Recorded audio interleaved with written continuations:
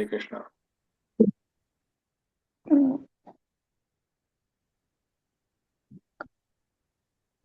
મંગલાચરણ. શ્રી ગુરુ પ્રણામ મંત્ર. ઓમ અજ્ઞાન તિમિરાનંદસ્ય જ્ઞાનાજન શલાક્ય ચક્ષુર ઉન્મીલિતમ તસ્मै શ્રી ગુરુવે નમઃ. હે કૃષ્ણ કરુણા સિંધુ દીનબંધુ જગતપતે ગોપેશ ગોપિકા કાંત રાધાકાંત નમસ્તુતે. તપ્ત કાંચન ગૌરાંગી રાધે વૃંદાવનેશ્વરી ભૂષભાનુસુતે દેવી પ્रणमामि हरिप्रिये वाचा कल्पतरुगस्य कृपा सिन्धुभै एव च पतितानां पावनेभ्यो वैष्णवेभ्यो नमो नमः. नमो महावदन्ये कृष्ण प्रेम प्रदयिते कृष्ण कृष्ण चैतन्य नामने गोट विषे नमः. ओम विष्णु पादय कृष्ण प्रेष्ठाय भूतले श्रीमते भक्तिवेदांत स्वामी नीति नामिने नमस्ते सरस्वती देवे गौरवाणी प्रचारिणे निर्विशेष शून्यवादी पश्चात्य देशतारिणे श्री कृष्ण चैतन्य प्रभु नित्यानंद श्री अद्वैत गदाधर श्री वासादि गौर भक्त वृंद हरे कृष्ण कृष्ण कृष्ण हरे हरे हरे राम राम राम हरे हरे हरे कृष्ण कृष्ण कृष्ण हरे हरे हरे राम राम राम हरे हरे हरे कृष्ण कृष्ण कृष्ण हरे कृष्ण हरे हरे हरे हरे हरे राम हरे राम राम राम हरे हरे हरे. ओम नमो भगवते वासुदेवाय. ओम नमो भगवते वासुदेवाय. ओम नमो भगवते वासुदेवाय. जय शिला प्रभुपाद की जय हो. गुरु महाराज की जय हो. श्याम सुंदर प्रभु की जय हो. हरे कृष्ण प्रभु जी दंडवत प्रणाम. हरे कृष्ण. हरि कोटि दंडवत प्रणाम. धन्यवाद अर्पिता माता जी. हरे कृष्ण. जय श्री कृष्ण. हरे कृष्ण. हरे कृष्ण. हरे कृष्ण. हरे कृष्ण. हरि कोटि. Thank you. तो हरे कृष्ण. जय श्री कृष्ण. हरे कृष्ण. जय श्री कृष्ण. તો તમારા બધાનું સ્વાગત છે આજના ભગવદ્ ગીતાના સેશનમાં. આપણે ભગવદ્ ગીતાના ત્રીજા અધ્યાય કર્મયોગનું અધ્યયન કરી રહ્યા છે. આપણા ગુરુવાર, રવિવાર અને સોમવાર 3 દિવસ આપણો ક્લાસ નહોતો, તો આજે ફરીથી આપણે ક્લાસ શરૂ કરીએ. તો આઈ એમ શ્યોર કે તમે બધા ભગવદ્ ગીતાનું અધ્યયન તો કરી જશે, રાઈટ? હા, ઓકે. તો ભગવદ્ ગીતાના આપણે 32મા શ્લોક સુધી પહોંચી ગયા છે ત્રીજા અધ્યાયના. તો આપણે થોડું રિકેપ કરી લઈએ ફરીથી, તમને બધું પાછું યાદ આવી જાય, કારણ કે રજાઓ પાછી થોડી પડી છે, રાઈટ? કદાચ મંદ ગતિ હોય આપણી. તો ભગવદ્ ગીતાના ત્રીજું જે ચેપ્ટર ડિસ્ટર્બ થઈ ગયું છે. યસ. તો ભગવદ્ ગીતાના ત્રીજા ચેપ્ટરની શરૂઆતમાં પહેલો અને બીજો ક્વેશ્ચન અર્જુન પૂછે છે ભગવાન કૃષ્ણને કે જ્ઞાન શ્રેષ્ઠ કે કર્મયોગ શ્રેષ્ઠ છે. તો ભગવાન ત્રીજા કર્મ કરવાની જે આવશ્યકતા છે એના વિશે વાત કરે છે. પછી આપણે જોયું કે 10મા શ્લોકથી માંડીને 16મા શ્લોક સુધી યજ્ઞ ચક્ર, એટલે ભગવાને સૃષ્ટિનો આરંભમાં યજ્ઞનું વિધાન કર્યું. યજ્ઞ કરવાનો મતલબ છે કે યજ્ઞાર્થ અન્યત્ર કર્મણ, એનો મતલબ છે કે ભગવાન માટે કર્મ કરવું, નિસ્વાર્થ કર્મ કરવું, એની વાત કરી છે. પછી 17માંથી માંડીને 24મા શ્લોક સુધી આપણે આદર્શ ઉદાહરણ સ્થાપિત કર્યું ભગવાને, કે જેમ જનક રાજાનું અને પોતાનું એક્ઝામ્પલ આપ્યું કે દુનિયામાં કે આ સંસારમાં મારે કશું જ પ્રાપ્ત કરવાનું નથી, તો પણ હું લોક સંગ્રહ માટે, લોકના કલ્યાણ માટે કર્મ કરું છું. તો તું પણ અર્જુન લોકના કલ્યાણ માટે કર્મ કર. અને આ જે ચોથું સેક્શન જે છે 25થી માંડીને 35મું છે, ત્યાં કૃષ્ણ ભગવાન શું સમજાવે છે કે અનાસક્ત રીતે થઈને, અનાસક્ત ભાવથી કર્મ કઈ રીતે કરવું એ આપણને આ સેક્શનમાં સમજાવે છે. તો આપણે 25થી માંડીને 31 શ્લોક સુધી સમજી ગયા છે. હવે આપણે આગળ સમજીશું, પણ એ પહેલા તમને થોડું રિકેપ કરી લઈએ તો પાછું તમને યાદ આવી જાય આપણે શું વાત કરી હતી. તો 25નો શ્લોક તમારા સ્ક્રીન ઉપર છે. તો 25મા શ્લોકમાં ભગવાન શું કહે છે? સક્તાહા કર્મણ વિદ્વાંસો યથા કુર્વન્તિ ભારત કુર્યાદ વિદ્વાંસ તથા શક્તસ ચિકુર્ષુરલોક સંગ્રમ. તો આનો મતલબ શું થાય? તો અહીંયા ભગવાન કૃષ્ણ શું સમજાવે છે? ભગવાન કહે છે 25મા શ્લોકમાં કે જેમ અજ્ઞાની લોકો છે, અજ્ઞાની એટલે કોણ? જે લોકોને ખબર નથી કે આપણે આત્મા છીએ, આ બોડી છે, અને કર્મ શા માટે કરવું જોઈએ. તો જે અજ્ઞાની લોકો છે એ કર્મ કેમ કરે છે? ફળની આશાથી, આસક્તિથી રાખીને કર્મ કરે છે.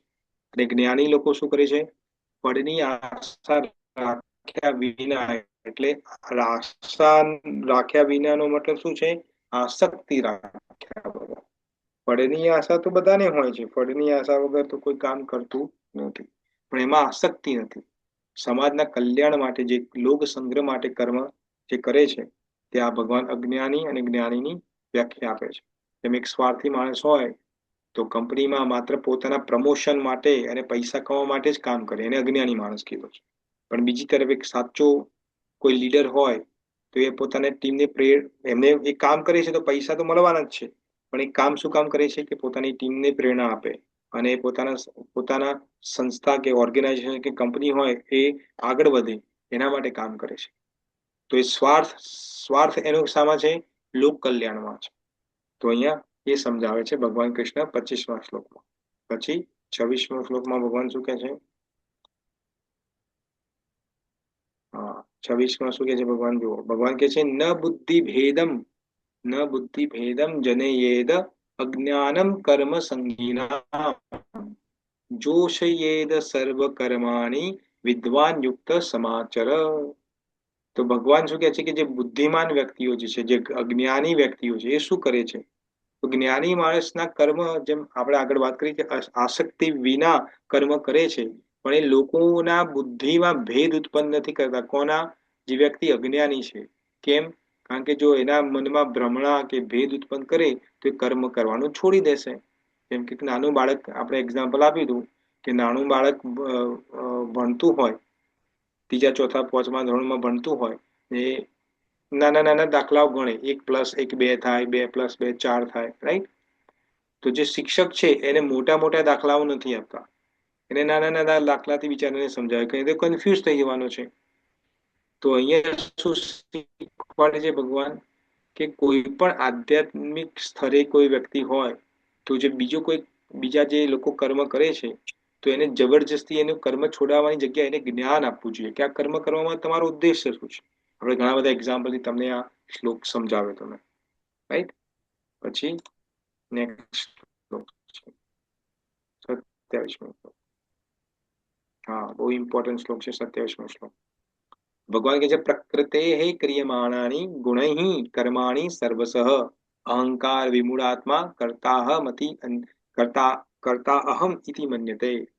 આ તો આ ભગવાન આ શ્લોકની અંદર એક સિદ્ધાંત સમજાવે છે આપણને. શું કહે છે?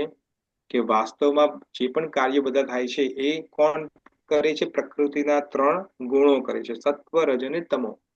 પરંતુ અહંકારથી જે અંધ બનેલો વ્યક્તિ છે એ એવું માને છે કે આ બધું હું કરી રહ્યો છું. જેમ પવન ફૂંકાય ત્યારે ઝાડના પાંદડા હોય એ હલે, તો પાંદડું એમ વિચારે કે ભાઈ હું મારી તાકાતથી હલી રહ્યો છું, તો એનો ભ્રમ છે. કારણ કે હલી રહ્યો છે કેમ? કારણ કે પવન ફૂંકાય છે. પવન કેમ ફૂંકાય છે? કારણ કે પ્રકૃતિના 3 ગુણોથી પવન પોતાનું કામ કરી રહ્યો છે. તો એમ આપણી શરીરને ઇન્દ્રિયો દ્વારા જે પણ કાર્યો થાય છે એમાં ફ્રી વિલ આપણી છે કે આપણે શું કર્મ કરવું જોઈએ, પણ આપણું કર્મ કરવા પાછળ ખાલી આપણા એકલાની શક્તિ નથી રહી, એ ભગવાન અહીંયા સમજાવે છે.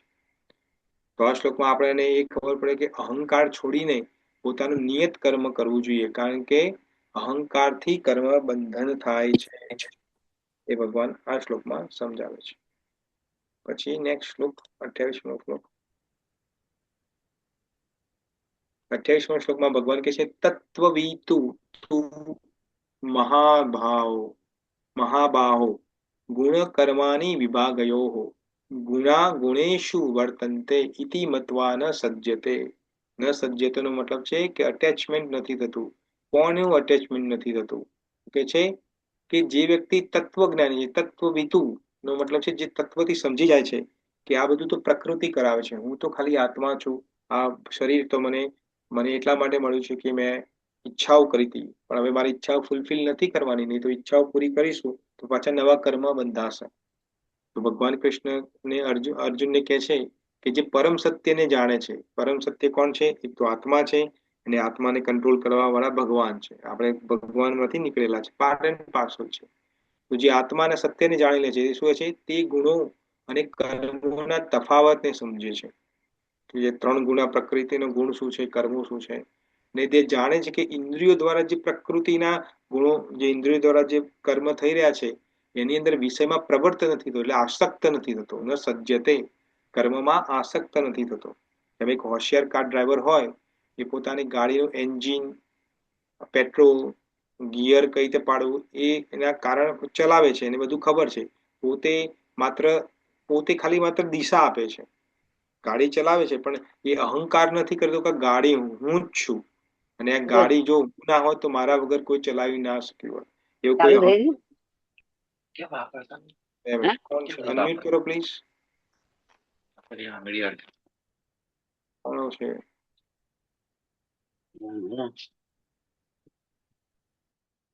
બધા પ્લીઝ અનમ્યુટ રાખો પ્લીઝ. મ્યુટ કરી દો. મ્યુટ. કોણ છે? ઓકે. તો હા, તો હું શું કહેતો હતો કે હા, ત્યાં આપણે ભગવાન કૃષ્ણ આવું સમજાવે છે કે ભૌતિક શરીર ઉપર આત્મા છે, અને આત્માના પાવરથી આ શરીર કામ કરી રહ્યું છે. તો સંસારના જે સુખ દુઃખ ને બધું આવે છે એનાથી આપણે પરેશાન ના થવું જોઈએ, કારણ કે સુખ દુઃખ ને બધું તો શરીરને લાગે છે. આપણે તો શરીર છીએ નહીં, પણ જેમ ગાડી ચલાવવા વાળો માની લે છે કે હું જ ગાડી છું, એમ જો આપણે માની લે કે હું જ બોડી છું, તો ત્યાંથી કર્મ બંધાવાનું ચાલુ થાય છે, અને આપણને વારંવાર સુખ દુઃખમાં આપણે સંલગ્ન થઈએ છીએ, આપણને સુખ દુઃખ ભોગવવા પડતા હોય છે. હવે 29મા શ્લોકમાં ભગવાન શું સમજાવે છે?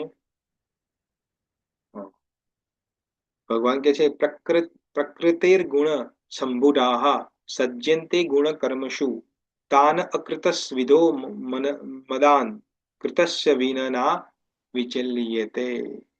તો અહીંયા ભગવાન બહુ સુંદર વાત કરે છે.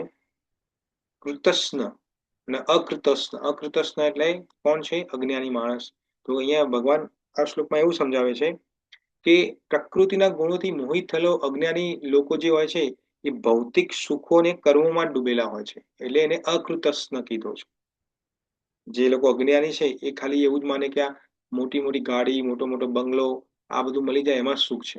પણ જે સાચો જ્ઞાની છે, જે સત્ય જાણે છે, એ વ્યક્તિ એ વ્યક્તિ જે અજ્ઞાની છે એને ભગવાને મંદ બુદ્ધિ કીધો છે. અને જે જ્ઞાની વ્યક્તિ છે એને ડિસ્ટર્બ, એને આગળ જેમ આપણે વાત કરી હતી એમ એને ડિસ્ટર્બ નથી કરતો. જેમ કે એક ડોક્ટર હોય, એ દર્દીને બહુ ગંભીર બીમારી હોય તો તેને દર્દીને અચાનક ડરાવી નથી દેતો કે તમને કેન્સર થઈ ગયું છે, હવે તમે મરી જવાના છો, એવું નથી. એને ધીમે ધીમે પ્રેમથી સારવાર કરે અને દર્દીને હિંમત આપે. તો જે અજ્ઞાની માણસ છે એ જોવે છે કે આ લોકો જે જ્ઞાની માણસ છે એ જોવે છે કે અજ્ઞાની માણસ કર્મકાંડમાં પડેલો છે. આ ઉપવાસ કરે છે, આ વ્રત કરે છે, આ ઢેકણું પૂછડું, આ મંદિરમાં જઈને આ પૈસા ચડાવે છે, મન્નત માને છે, બાધાઓ માને છે. તો આ બધા કેવા કર્મો છે? આ બધા અજ્ઞાનીના કર્મો છે, કારણ કે કર્મનું ફળ એ કર્મ બાંધી રહ્યો છે, તો એનું કર્મનું ફળ પણ આવશે, કદાચ આ જન્મમાં નહીં તો આવતા જન્મમાં. તો અજ્ઞાની પુરુષ છે એને પ્રેમથી સમજાવે કે આ બધું કરવાનું અલ્ટિમેટ ગોલ શું છે. તમે આ કર્મ કર્યું, પણ એના તમારા આવતા 5, 10, 15, 20 જન્મ લેવા પડશે. એ જન્મમાં ખબર નથી કે તમારી શું કન્ડિશન હશે. તમે માણસ તરીકે જન્મ લેશો કે નહીં, માણસ લેશો તો તમને શું ખબર કે તમે તમારે જેમ અમુક લોકો બિચારા જન્મ લેતા હોય છે તો સાથે જ ખોડખાપણથી જન્મ લેતા હોય છે, રાઈટ? તો આખું જીવન બિચારાઓને ખોડખાપણથી જીવવું પડતું હોય છે. તો એવા બધા જન્મ લઈને શું ફાયદો છે જ્યાં દુઃખે દુઃખ જ પ્રાપ્ત થાય. તો આવું પ્રેમથી એને સમજાવજો, નહીં કે સમજાવજો કે તમે લોકો તો અજ્ઞાની છો, મૂર્ખ છો, તમે આ બધું શું કરી રહ્યા છો, તમે નરકમાં જવાના છો. એવી રીતે એને બીવડાવવું ના જોઈએ. ત્યાં અહીંયા ભગવાન એવી વાત કરે છે. 29મા શ્લોક પછી 30મા શ્લોકમાં શું કહે છે ભગવાન? ભગવાને એક પોતાનો સિદ્ધાંત આપે છે. પોતે શું કહે છે ભગવાન? મયી સર્વાણી કર્માણી સંન્યાસ આત્માત ચેતસા નિરાશીન નિર્મમો ભૂત્વા યુદ્ધસ્વ વિગતજ્વર. બહુ સુંદર વાત કરી છે ભગવાને અહીંયા. તો અહીંયા ભગવાન એક પોતાના સિદ્ધાંતની, પોતાના આજ્ઞા આપે છે. ભગવાન શું કહે છે કે તારા બધા જ જે કર્મો જે છે એ મને, એટલે શ્રી કૃષ્ણને અર્પણ કર. તારી બુદ્ધિ, તારી જે આધ્યાત્મિક બુદ્ધિ છે એનાથી યુઝ કરીને તું પોતાની બુદ્ધિનો ઉપયોગ કર, અને જો કે તું જે પણ કર્મ કરે છે એમાં તારી આશા, મમતા અને જે બધું છે એમાં વગર સંલગ્ન થઈને પોતાની માનસિક ચિંતાઓને છોડીને જે પણ કર્મ કરે છે મારા માટે કર, મને મને મને સોંપી દે. એટલા માટે ભગવાન અહીંયા શબ્દ આપે છે, મયી સર્વાણી કર્માણી, મારા માટે બધા કર્મ કર. તો એનાથી કર્મથી કરવાથી શું થશે, આપણા 31 ને 32 શ્લોકમાં આપણે જોઈશું. તો જેમ એક સૈનિક હોય, દેશભક્ત સૈનિક હોય અને બોર્ડર ઉપર યુદ્ધ કરવા જાય, તો સૈનિક યુદ્ધ કરવા જાય અને કોઈને ગોલી મારે યુદ્ધમાં અને કોઈ મરી જાય તો એને કર્મનું ફળ લાગતું નથી. પણ સિમિલરલી એ સૈનિક જો યુદ્ધનો ટાઈમ ના હોય અને કોઈને એમને એમ ગોલી મારી દે તો એને કર્મનું ફળ, એને કર્મ લાગે છે, તો એનું ફળ પણ ભોગવવું પડશે. તો જે બોર્ડર ઉપર જ્યારે કર્મ કરે છે તો એ કર્મ કેમ એને લાગતું નથી? કારણ કે ગવર્મેન્ટના ઓર્ડર ઉપરથી કરે છે. એમ ભગવાન કહે છે કે તું મારા માટે કર્મ કરીશ તો તને કર્મનું અટેચમેન્ટ નહીં થાય, તને કર્મ બંધન નહીં થાય, તું મારી શરણાગતિ આવી જા, એવું ભગવાન 30મા શ્લોકમાં સમજાવે છે. અને 31મો શ્લોક આપણે જોયો તો ત્યાં ભગવાન તો ત્યાં ભગવાન શું કહે છે 31મા શ્લોકમાં, યે મે મતમિદમ ઇદમ નિત્યમ અનુતુષ્ટંતિ માનવાહ શ્રદ્ધાવંતો અનસુનયંતો મુચ્યન્તે તે અપી કર્મભીઃ. તો અહીંયા આપણે શ્રદ્ધાની વાત કરી હતી. વિશ્વાસ અને શ્રદ્ધા તમને સમજાવ્યું હતું કે વિશ્વાસ અને શ્રદ્ધામાં શું ફરક છે. તો અહીંયા ભગવાન શું કહે છે કે યે મે મતમિદમ નિત્યમ અનુતષ્ટિ માનવાહ શ્રદ્ધાવંતો અસુનયંતો નો મતલબ શું છે કે વિધાઉટ એનવી, વિધાઉટ ઈર્ષા વગર જે વ્યક્તિ શ્રદ્ધાથી જે મારા શબ્દોમાં વિશ્વાસ રાખીને કર્મ કરે છે એ મુચ્યંતે તે અપી કર્મભી, તો બધા જ કર્મોમાંથી એ મુક્ત થઈ જાય છે. ત્યાં ભગવાને એ વાત કરી હતી. જેમ ટ્રાફિકના નિયમોનું આપણે ઈમાનદારીથી પાલન કરીએ તો પોલીસ આપણને ટ્રાફિકનો દંડ આપતો નથી, અકસ્માતનો ભોગ આપણે બનતા નથી, આપણે સુરક્ષિત રહીએ છીએ. પણ આપણે રેડ લાઇટ ક્રોસ કરીએ તો ત્યાં આગળનો ઉભેલો પોલીસ આપણે પકડે પણ ખરો અને એક્સિડન્ટ થવાનો સંભવ પણ વધુ છે. એક્સિડન્ટ થવાના શક્યતાઓ પણ વધી જાય છે. તો ભગવાન આ રીતે ભગવાન આપણને સમજાવે છે કે મારા વચનોમાં અતૂટ શ્રદ્ધા રાખીને ઈર્ષાથી મુક્ત થઈને જે મનુષ્ય હૃદયને પવિત્ર બનાવીને મારા માટે કર્મ કરે છે એને ફરીથી જન્મ લેવો પડતો નથી. કેમ? કારણ કે એ વ્યક્તિને કર્મ બંધન એનું પતી જાય છે અને કર્મ લાગતું નથી, એવું આપણને અહીંયા સમજાવે. તો આપણે આ 25 થી માંડીને 31 શ્લોક સુધી તમને મેં રિવિઝન કરાવ્યું છે. હવે આજનો શ્લોક આપણે લઈએ 32મો શ્લોક. 32મો શ્લોક શું છે? તો બેઝિકલી જે ભગવાને 30મા શ્લોકની અંદર આપણને આજ્ઞા આપી છે એ જ સમજાવે છે. 30મો જે શ્લોક છે આજ્ઞા આપી કે મારા માટે કર્મ કર, મારી શરણાગતિમાં આવી જા. તો 31 અને 32મા શ્લોકમાં એ વાત કરે છે. તો આજના શ્લોકમાં શું ઇમ્પોર્ટન્ટ છે, શું સમજવાનું છે? તો આપણે બધાને ખબર છે મહાભારતનું યુદ્ધ. મહાભારતનું યુદ્ધ વખતે પરમ દયાળુ ભગવાન શ્રી કૃષ્ણ યુદ્ધ થયું એ પહેલા પાંડવોના તરફથી શાંતિ વાર્તા માટે હસ્તિનાપુરમાં જાય છે. કારણ કે ભયંકર વિનાશ થવાનો છે અને લોકો નિર્દોષ સૈનિકો બધા મારી જશે, રાઈટ? તો એને રોકવા માટે ભગવાન શ્રી કૃષ્ણ શાંતિની વાટાઘાટો કરવા માટે જાય છે.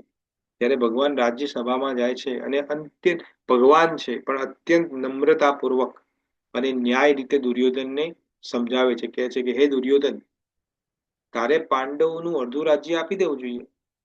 તો દુર્યોધન નો પોસિબલ. અચ્છા, કોઈ વાંધો નહીં, તારે રાજ્ય રાખવું છે તો 5 ગામડા આપી દે.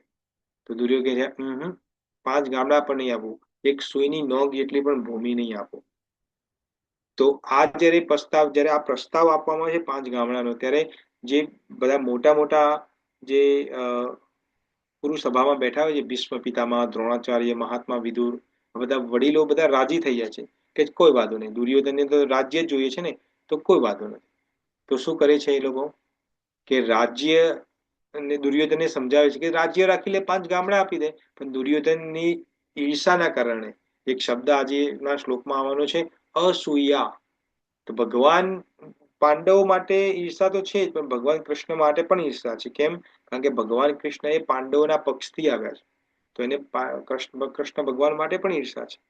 તો દુર્યોધન પોતાના અહંકારને ઈર્ષામાં આંધળો થઈને ભગવાનના જે પરમ હિતકારી વચનો છે એ પણ એને દોષ લાગે છે, એ સાંભળવા તૈયાર નથી. અને ભગવાનને એકલો ડરાવતો નથી, ભગવાનને બંદી બનાવવાનો પણ પ્રયત્ન કરે છે. તો આનું પરિણામ શું આવ્યું? આનું પરિણામ એ આવ્યું કે દુર્યોધનના જે ભગવાન પરમ હિતેચ્છુ ભગવાને વાત ના માની એની, તો દુર્યોધનને સમગ્ર કુળ સાથે, પોતાની સત્તા સાથે, પોતાના વૈભવ, સૈન્ય સંપૂર્ણ નષ્ટ થઈ ગયું. તો આમાંથી શું સમજણ પડે છે આપણે, કે ભગવાનની વાતોમાં જો આપણે શ્રદ્ધા રાખીને કર્મ નહીં કરીએ તો બંધ કરો બંધ કરી દે માઇક. પ્લીઝ માઇકને તમે મ્યુટ કરો પ્લીઝ.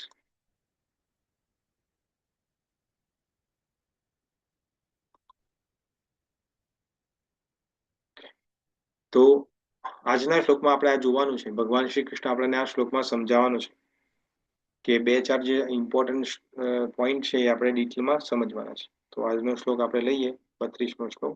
તમારા સ્ક્રીન ઉપર તમને દેખાતો હશે 32મો શ્લોક.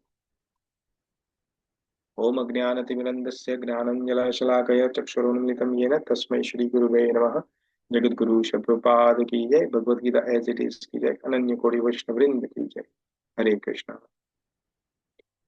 तो श्लोक 32 भगवान કહે છે, ये त्व एतम अभिशून्यतो नानुतिष्ठन्ति मे मत्तम सर्वज्ञान विमूढ़ाम स्थान विधि नष्ट चेतसः. હું ફરીથી રિસાઇટ કરું છું. ભગવાન કૃષ્ણ કહે છે, ये त्व एत अभिशून्यन्तो नानुतिष्ठन्ति मे मत्तम सर्वज्ञान विमूढ़ाम स्थान विद्धि नष्ट न चेतसः. कोई બે ત્રણ ડિવોટીને રિસાઇટ કરવું હોય તો કરી શકો છો. હરે કૃષ્ણ. હા, હું કરું. હા, ઇન્દુબેન કરો. ઓકે. હરે કૃષ્ણ. હરે કૃષ્ણ. ये त्वेद अभ्यसूयन्तो नानुतिष्ठन्ति एव तं सर्वज्ञान विमूढस्त अन्विद्धि नष्टान चेतसः. हरे कृष्ण. હરે કૃષ્ણ. થોડું ઘણા પ્રોબ્લેમ છે અહીંયા પ્રોનાઉન્સિએશનમાં. એ કે છે Okay. ये त्व एद अभिशून्यन्तो. એત્વ નથી, એત્વ એત, જે ત ઉપર જે માત્રા છે એ એની માત્રા છે. તો યેત્વ એત. તમે સાંભળો પેલા મને, ઇન્દુબેન બોલો. મને સાંભળો. તો અહીંયા કે છે યેત્વ એદ અભિશૂન્યન્તો નાનુતિષ્ઠન્તિ મે મત્તમ સર્વ જ્ઞાન વિમૂઢામ સ્થાન વિદ્ધિ નષ્ટન ચેતસઃ. એક એક શબ્દનું પ્રોનાઉન્સિએશન કરવાનું છે. ઓકે. ઓકે, બીજા કોઈ? હું બોલું પ્રભુજી? હા, બોલો. એતુ એતત અભ્યસુન્યતઃ ન અનુષ્ઠિષ્ઠન્તિ મે મતમ સર્વજ્ઞાન વિમૂઢાન તાન વિદ્ધિ નષ્ટાન અચેતસઃ. આ તમે બોલ્યા સાચું છે, પણ તમે આ જે બોલ્યા છે એ નીચેના સિનોનિમ્સ જે વર્ડ બાય વર્ડ આપ્યું છે એ જોઈને બોલ્યા છો. એકચ્યુઅલી જે સંધિ સાથે જે છે, ભગવાન સંધિ સાથે કઈ રીતે બોલાવે છે આપણને, યેત્વ, તમે જે બોલ્યા તું બોલ્યા, તમે યે તું, કેમ તું બોલ્યા? કારણ કે તમે નીચેને જોઈને બોલ્યા, મને ખબર પડી ગઈ. કારણ કે તું છે પણ એ સંધિ થયેલી છે. હા, ત્યાં યણ સંધિ થયેલી છે. રિદ્ધિ માતાજી યાદ આવે છે યણ સંધિ? હા, આવે છે. યસ. તો યણ સંધિ થઈ છે એટલા માટે વ લાગી ગયું છે. યેત્વ એત અનસુનયન્તો નાનુતિષ્ઠન્તિ મે મત્તમ સર્વ જ્ઞાન વિમૂઢામ સ્થાન વિદ્ધિ નષ્ટાન ચેતસઃ. તો આપણે વર્ડ બાય વર્ડ જે નીચેનું ટ્રાન્સલેશન આપ્યું છે એ સારું છે, એ આપણને સમજણ માટે આપ્યું છે. પણ શ્લોક જે છે એ ઉપર જે ભગવાને સંધિ સાથે જે બોલેલા છે, આપણે એ રીતે એને બોલવાનો છે, પ્રયત્ન કરવાનો છે એ રીતે બોલવાનો. ઓકે, રિદ્ધિ માતાજી.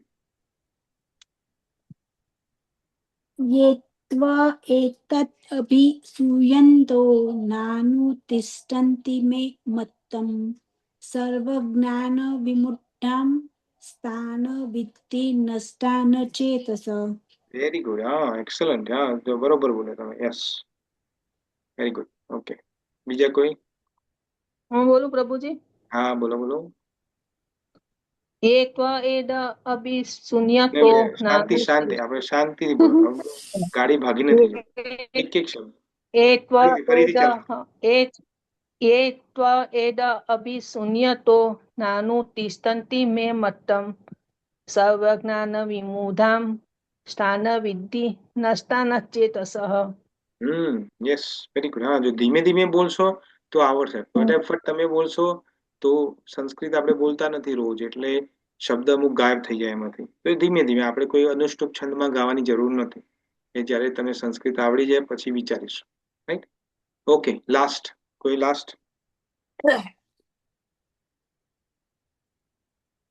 બીજા કોઈ? ઓકે, તો કોઈને Right, અનુવાદ? હા હા, કલ્પના બેન. જય શ્રી કૃષ્ણ. Yes, yes. એતत् એતદ્ અભ્યસૂયન્તો ના ના ના ના ના, અભ્ય નથી. યે ત્વ એદ અભ્યસુન્યંતો. યે ત્વ એદ અભ્યસુન્યંતો. એદભ્યસૂયન્તો નાનુતિષ્ઠન્તિ મે મતં સર્વજ્ઞાન વિમૂઢાસ્તાન વિદ્ધિ નસ્તાન ચેતસઃ. સર્વ જ્ઞાન વિમૂઢામ, ઢ ઉપર મીંડું છે, એ મ છે. હા, વિમૂઢાન સર્વ સ્થાન જ્ઞાન વિમૂઢામ સ્થાન. સ અડધો છે, તા છે, અને ન પણ અડધો છે. પણ હા, તમે સંસ્કૃતના ક્લાસમાં આવો છો તો તમને મેં સમજાવ્યું હતું કે ન અડધો છે અને એના પછી વ છે, અને વ ઉપર જે ઈ ની માત્રા આવે છે તો ન ને અંદર લઈ લીધું છે. એટલે કઈ રીતે વંચાય? સ અડધો, તા અડધો અને ન અડધો. સ્થાન સ્થાન સ્થાન સ્થાન વિદ્ધિ. સ્થાન વિદ્ધિ નષ્ટાન ચેતસઃ. હા, એક એક શબ્દ આપણે નથી અનુષ્ટુપ છંદ ગાવો, કોઈ વાંધો નથી. ઓકે, હવે આપણે કોઈને અનુવાદ અને ભાવાર્થ વાંચવો છે? બહુ નાનો જ છે. હું વાંચું. હા, વાંચો. મીના માતાજી, તમે વાંચો. યસ. પરંતુ જે માણસો ઈર્ષાવશ થઈને આ ઉપદેશોની ઉપેક્ષા કરે છે અને તેનું નિયમિત આચરણ કરતા નથી, તેમને સર્વજ્ઞાનથી રહિત થયેલા, મૂર્ખ બનેલા તેમજ અજ્ઞાન તથા બંધનનો ભોગ બનેલા ગણવા જોઈએ. ભાવાર્થ: અહીં કૃષ્ણ ભાવના પરાયણ ન થવાના દોષનું સ્પષ્ટ વર્ણન છે. જેવી રીતે સર્વોચ્ચ વહીવટી વડાની આજ્ઞાના ઉલ્લંઘન માટે સજા થાય છે, તેવી રીતે પૂર્ણ પુરુષોત્તમ પરમેશ્વરની અવજ્ઞા કરવા બદલ પણ સજા થાય છે. અવજ્ઞા કરનાર માણસ ભલે ગમે એટલો મહાન હોય, તે શૂન્ય હૃદયનો હોવાથી આત્માની તથા પરબ્રહ્મ પરમાત્મા તેમજ પુરુષોત્તમ પરમેશ્વરની ઉપેક્ષા કરનારો હોય છે. તેથી આવા મનુષ્ય માટે જીવનની સિદ્ધિ પામવાની આશા રહેતી નથી. હરે કૃષ્ણ. હરે કૃષ્ણ માતાજી, ધન્યવાદ. તો આપણે હવે આ શ્લોકને પહેલા શબ્દશઃ સમજીએ અને પછી સમજીએ કે ભગવાન કૃષ્ણ અહીંયા શું સમજાવવા માંગે છે. તો ભગવાન કહે છે યેત્વ એદ અભ્યસુન્યંતઃ. એનો શું મતલબ થાય? ભગવાન કહે છે યે એટલે જે લોકો, આ બધા, આપણે બધા, જેઓ. કયા લોકો? તો આપણે બધા માયાના પ્રભાવમાં છીએ. માયાનો મતલબ તમને સમજાય તો, મા એટલે નથી, આ એટલે આ જે નથી એને કહેવાય માયા. બીજી રીતે માયા એટલે શું? કે આપણે આંખથી જેટલું પણ દેખાય છે અને જેટલું ફીલ થાય છે, આપણને ફિલિંગ જે આપણે બધી થાય છે, એ બધી માયા છે. કારણ કે ટેમ્પરરી વર્લ્ડ છે. આ દુનિયા ભગવાને શું કામ બનાવી છે? આ દુનિયા ભગવાને શું કામ બનાવી છે? કોઈ કહેશે? ભૌતિક સંસાર કેમ બનાવે છે ભગવાને? પૃથ્વી છે, સૂર્ય છે, આકાશ ને બધું બનાવે છે. કેમ બનાવે છે ભગવાન? ખાલી પ્રકૃતિની અનુકૂળતા માટે. ના, પ્રકૃતિને એને શું લેવાડે? પ્રકૃતિ તો એક કાર્ય કરે છે આની અંદર. પ્રકૃતિને અનુકૂળતા એટલે શું? What do you mean by પ્રકૃતિની અનુકૂળતા? તમે સમજાવો થોડું. પ્રકૃતિની અનુકૂળતા એટલે શું? તમે શું સમજાવો એને? એટલે સૂર્યચંદ્ર ઉગે છે, ગરમી ઠંડી પડે છે, એ બધું એના સંતુલન માટે ભગવાને પૃથ્વી બનાવી કે મેં એવું નથી. કન્ફ્યુઝ ના ના, ટોટલ કન્ફ્યુઝન. મેં પૃથ્વીની વાત નથી કરી. મેં આ પૂરે ભૌતિક સંસારની વાત કરી. જે આખું યુનિવર્સ જેને કહીએ છીએ, બ્રહ્માંડ, એની વાત કરી છે. ભગવાને કેમ બ્રહ્માંડ બનાવ્યો છે? એટલા માટે કે કદાચ એ થોડું ઘણું જાણે સમજે તો માયાના પ્રભાવથી એ દૂર થાય થોડા.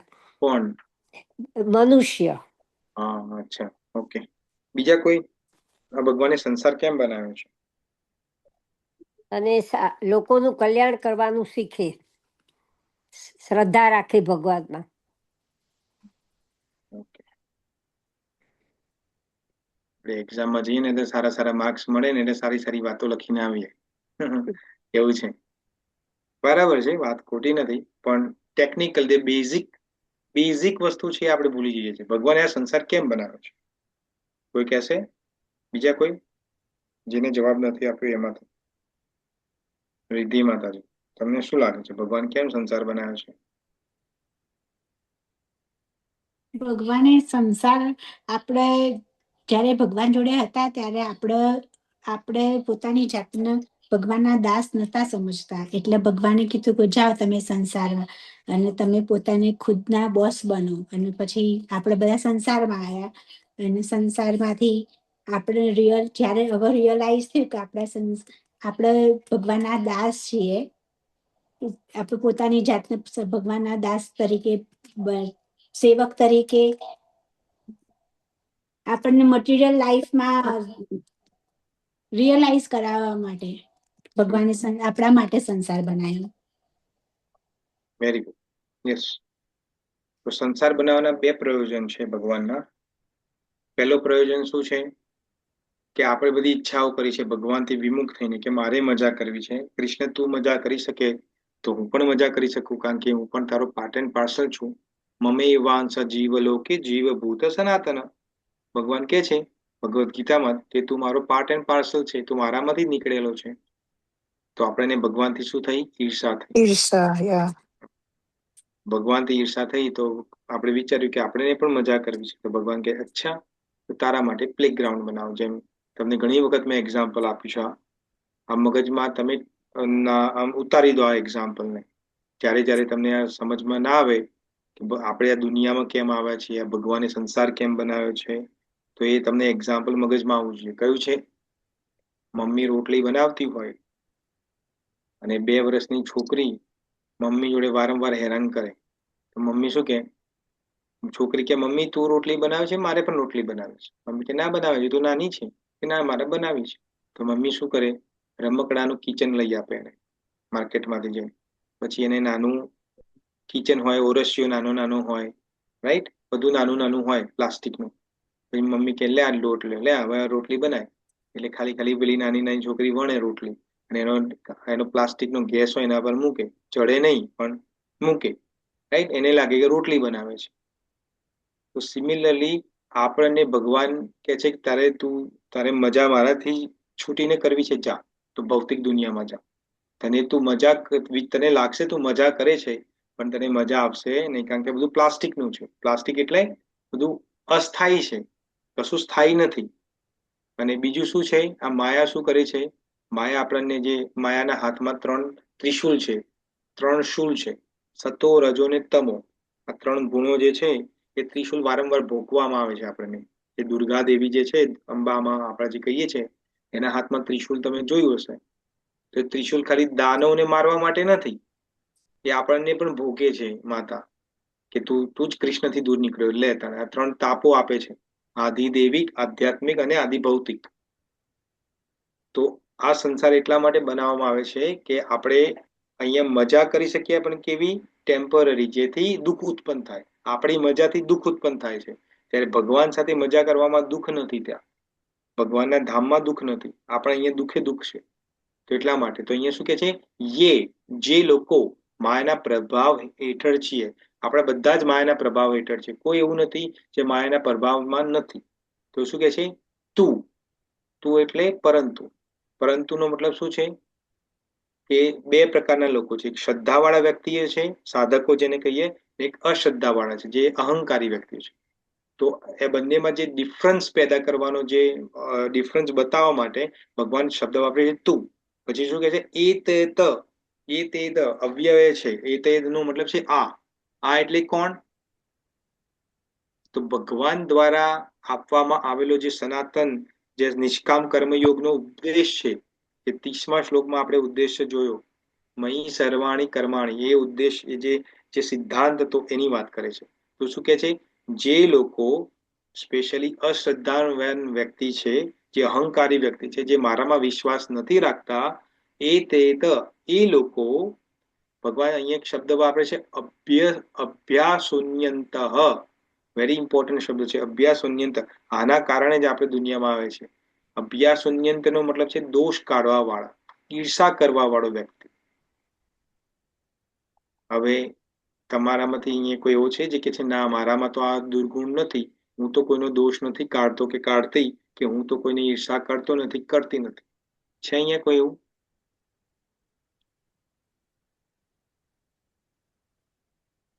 કોઈ વાર જાણે અજાણે થઈ જાય. ઓ બાપ રે બાપ, ના જાણે અજાણે તમે નહીં કરતા એવું કહો છો. જાણે નથી અજાણે કરતા, થઈ જાય તો ઘણી વાર બહુ વિચારીએ કે નથી કરવું, તો બી ક્યારેક મનમાં ભાવ એવો ઉત્પન્ન થઈ જતો. તમારે ઇન્દુબેન, તમારે છોકરા છોકરીઓ છે? છે ને દીકરી. દીકરી છે. છોકરો છે? ના. બચી ગયા. તો તમે સાસુ નથી બન્યા, વહુ નથી આવી. તમને ખબર પડે કે બધાનામાં ઈર્ષા ભાવ તો હોય જ. દોષ કાઢવો એટલે શું, એટલે ખબર પડે. જો વહુ હોય ને તો ખબર પડે. દીકરીમાં તો શું દોષ કાઢો, એ તો હવે એની સાસુ કાઢે દોષ. રાઈટ? ઓળખા પણ કરવી. હા, ઓકે. જેમ કે આપણે એક્ઝામ્પલ લઈએ, આપણે દોષ કાઢવો એટલે દોષ કાઢવો કે ઈર્ષા કરવી. જેમ કે માતા કૈકેયીને મંથરા નું રામાયણમાં એક્ઝામ્પલ આવે છે. જ્યારે દશરથ રાજાએ ભગવાન શ્રીરામને નક્કી કર્યું કે હવે આપણે ભગવાન શ્રીરામને બનાવવાને છે રાજા. એક સેકન્ડ.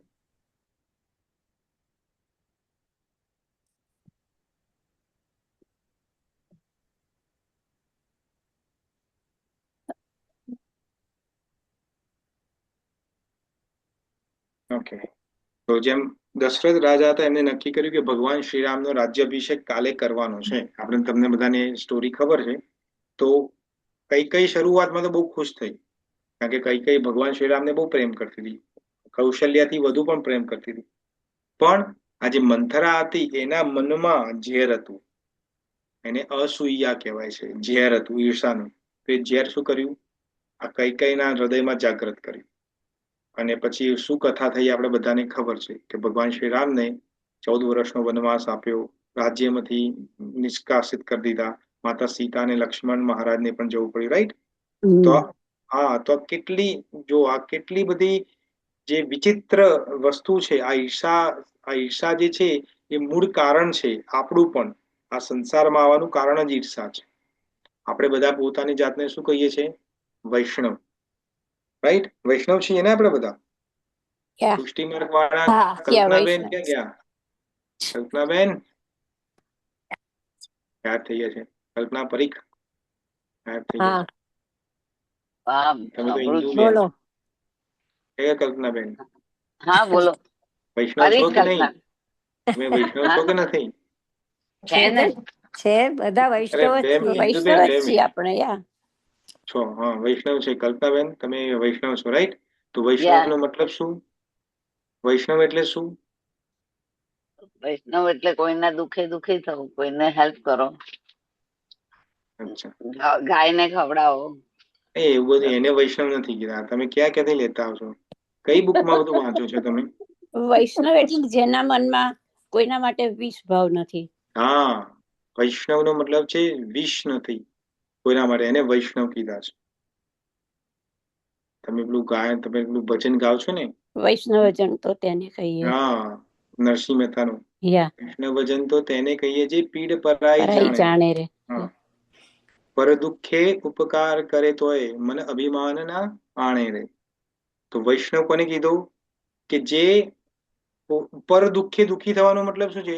આપણે બીજા દુઃખથી સુખ થાય છે, એને એને ઈર્ષા ભાવ કહીએ. બાજુવાળી કાંતા હોય એ જો ભૂલથી લપસી પડે અને જો એને ફ્રેક્ચર થઈ જાય તો બહારથી તો કેવું, કાંતાબેન તમને ફ્રેક્ચર થઈ ગયું, પણ અંદરથી કેવી મજા આવે, બરોબર છે, બરોબર પડી, બહુ બહુ ચકતી થાય ને. તે એ ઈર્ષા છે, એના કારણે જ આપણે જન્મ લઈએ છીએ, ઈર્ષા. તો અહીંયા ભગવાન કે છે અભ્યાસુયંત, જે દોષ કાઢવા વાળા છે એને શું કે છે? નથી શું? અનુતિષ્ઠંતી. અનુતિષ્ઠંતી નો મતલબ સમજાયો તો. અનુતિષ્ઠંતી નો મતલબ છે આચરણ કરવું, જે આચરણમાં મૂકતા નથી. શું નથી મૂકતા? મે મત્તમ, મારા આદેશને. કયો આદેશ? કે ભગવાને 30મા શ્લોકમાં કીધો. તો પહેલા પદમાં શું કે છે ભગવાન? શું સમજાવે છે અહીંયા? કે જે લોકો અશ્રદ્ધાવાન વ્યક્તિ જે છે, અહંકારી વ્યક્તિ છે, જે બીજામાં દોષ કાઢે છે, ઈર્ષા કરે છે, એવા વ્યક્તિઓ જે મારો આજ્ઞા આપી છે પાલન કરવામાં એ નથી કરતા, તો એનાથી શું થાય છે? તો બીજા પદમાં સમજાવે છે ભગવાન શું કે છે? સર્વ જ્ઞાન વિમૂઢાન. સર્વ જ્ઞાન વિમૂઢાન નો શું મતલબ થાય છે? સર્વ જ્ઞાન, સર્વ એટલે બધું, જ્ઞાન એટલે નોલેજ, વિમૂઢાન મૂર્ખ. ભગવાન બહુ કડક શબ્દનો પ્રયોગ કરે છે, મૂર્ખ. બધા આ તમારા આ જે જ્ઞાન છે એનાથી ભ્રમિત થઈ જાય છે. જે આત્માનું જ્ઞાન એને ઉત્પન્ન થતું જ નથી. કેમ? કારણ કે ભગવાનમાં એને વિશ્વાસ નથી, શ્રદ્ધા નથી. વિશ્વાસ પણ નથી ને શ્રદ્ધા પણ નથી, બંને. તમને વિશ્વાસ અને શ્રદ્ધા બંને શું હોય તમને સમજાવ્યું તમે આગળના શ્લોકમાં સમજાવ્યું, રાઈટ? તો શ્રદ્ધા પણ નથી અને વિશ્વાસ પણ નથી, તો એને શું થાય? સર્વ જ્ઞાન વિમૂઢાન તાન. ત્યાન એટલે તેઓ, તે લોકો. વિદ્ધિ, વિદ્ધિ એટલે અર્જુન જે સમજવું, વિદ્ધ ધાતુથી છે વિદ્ધિ, એટલે તું સમજી લે અર્જુન. એનું શું થશે? નષ્ટાન, નષ્ટ થઈ જશે, પતન થઈ જશે લોકોનું. અચેતસઃ, એ લોકો કેવા છે? વિવેક બુદ્ધિ વગરના, નષ્ટ થઈ જશે. તો આનો મતલબ શું થાય આખા શ્લોકનો? તો ભગવાન એવું કે છે, બહુ સિમ્પલ વસ્તુ છે, કે જે લોકો મારા મતનું પ્રમાણે આદેશનું પાલન નથી કરતા અને મન માન્યા પ્રમાણે ચાલે છે, મારામાં ઈર્ષા રાખે છે, મારા શબ્દોમાં ઈર્ષા રાખે છે, એ શું થશે? નષ્ટ થઈ જશે. એવું કેમ? ભગવાન એવું કેમ કે છે નષ્ટ થઈ જશે? શું કારણ છે એનું? તો એનું એક કારણ છે.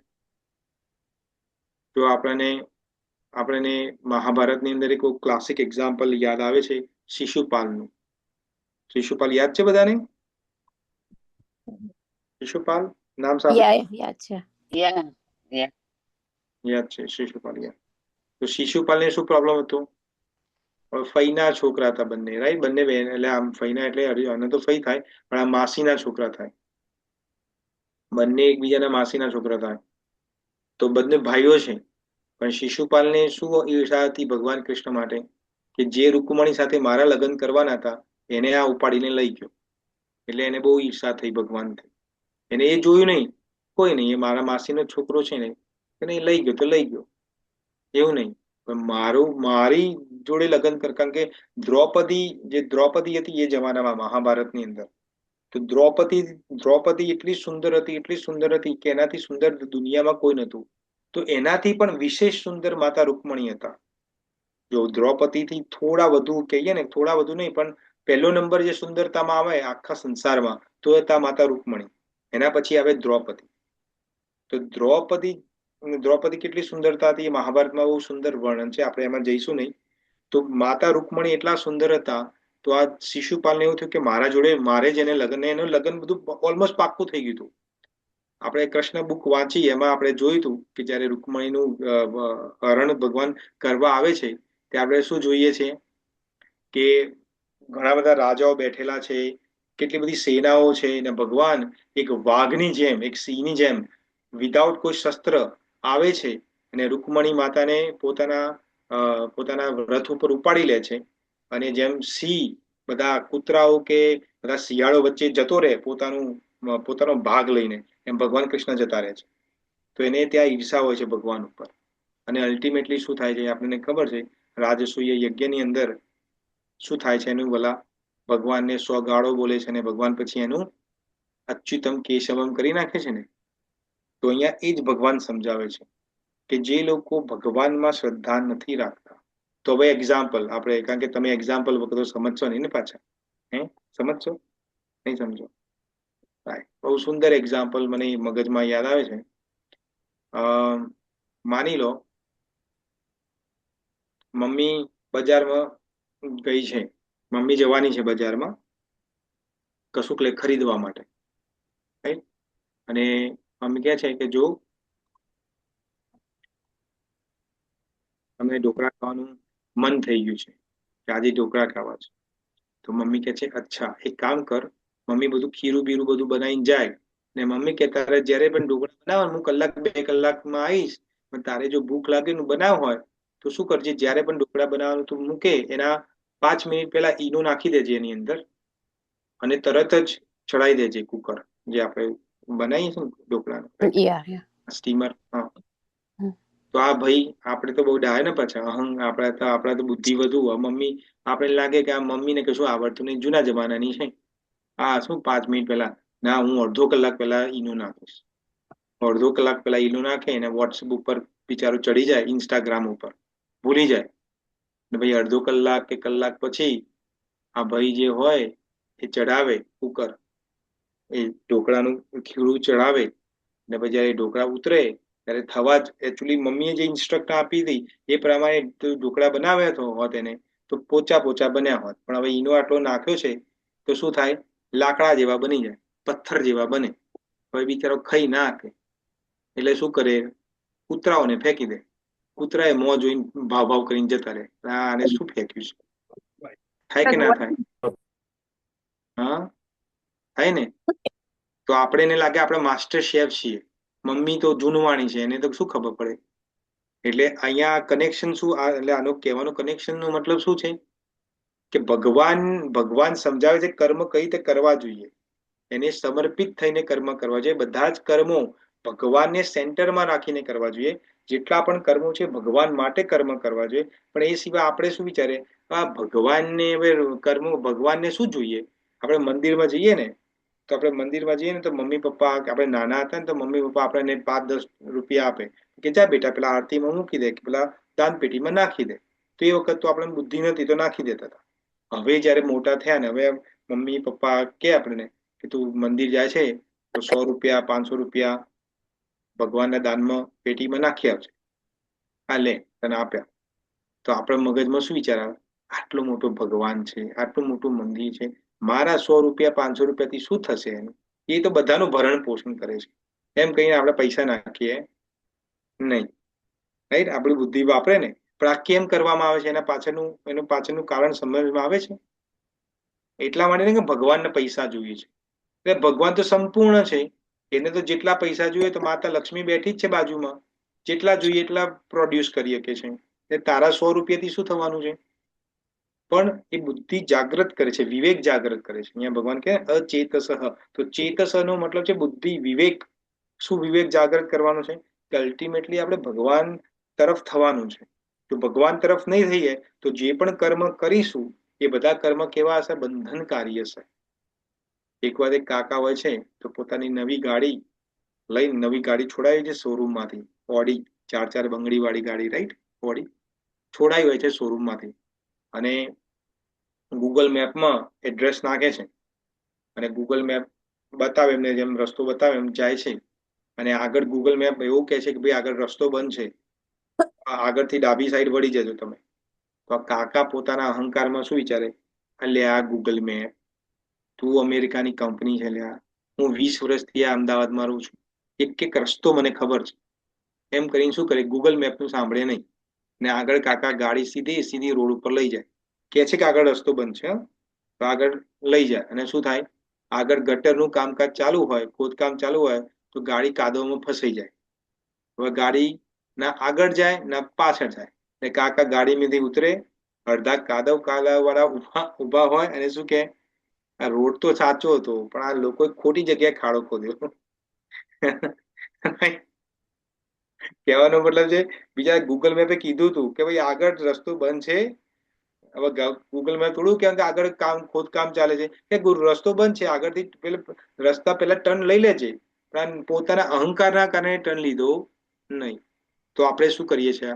આપણે પણ આપણી લાઈફમાં સેમ મિસ્ટેક કરીએ છીએ કે ભગવાન કહે છે કે જિંદગી કઈ રીતે જીવી જોઈએ, તો આપણે નથી જીવી શકતા. શિલપ્રભુપાદ પોતાના તાત્પર્યમાં આજે તાત્પર્ય આપણે વાંચ્યું એમાં શિલપ્રભુપાદ બહુ સુંદર રીતે સમજાવે છે કે ભગવાનની આજ્ઞાની અવજ્ઞા કરીએ, disregarding the teachings of God Shri Krishna.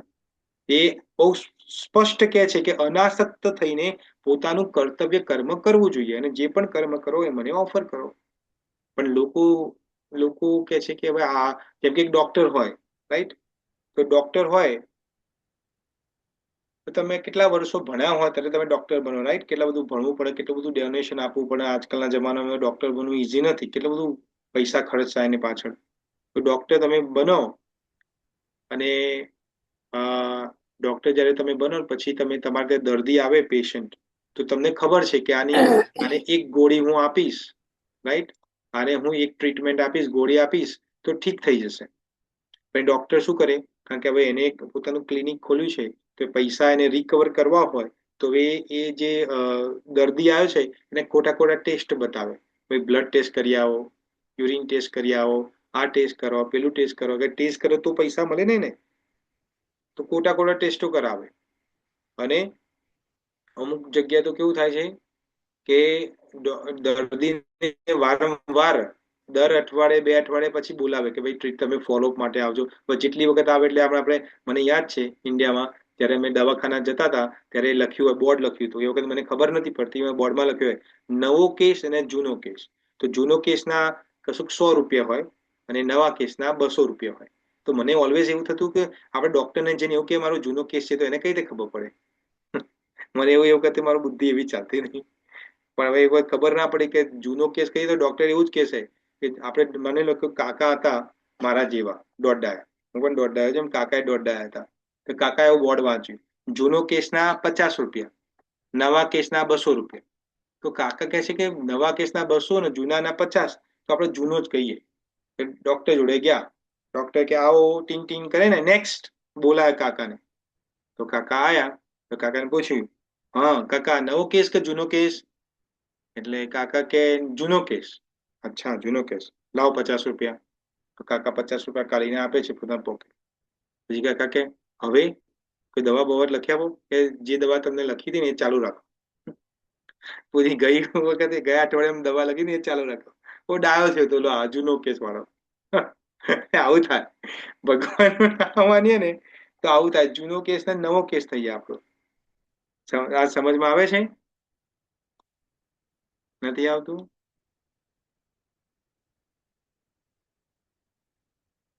આવે છે? હા. તો આ આપણી લાઈફમાં કઈ રીતે એપ્લાય કરીએ અને આને આપણી લાઈફમાં કઈ રીતે એપ્લાય કરીએ? આ બધું સમજી, થિયરી તો સમજી ગયા, પ્રેક્ટિકલી આપણી લાઈફમાં કઈ રીતે એપ્લાય કરીએ? તો પ્રેક્ટિકલમાં તો મેઇન તો પતિ પત્નીના પ્રોબ્લેમ વધુ હોય છે આપણી લાઈફમાં, રાઈટ? ત્યાંથી શરૂઆત, દિવસની શરૂઆત તો ત્યાંથી થાય છે, પતિ પત્નીના પ્રોબ્લેમથી. તો આ પતિ પત્નીના પ્રોબ્લેમમાં આને કઈ રીતે ઉપયોગ કરીએ ભગવાનના આ શ્લોકનો? તો જો શિલપ્રભુપાદ સારું રીતે સમજાવે છે કે પતિ પત્ની હોય છે ને તો એમાં પણ એકબીજા માટે ઈર્ષા ભાવ રહેલો હોય છે. કેમ? આજકાલના તો આપણે બધા ભણેલા ગણેલા છીએ, રાઈટ? તો નોર્મલી આજકાલ તો બહુ રેર એવું બનતું હોય, પણ મોટા ભાગે તો પતિ પત્ની બંને કામ કરતા હોય છે.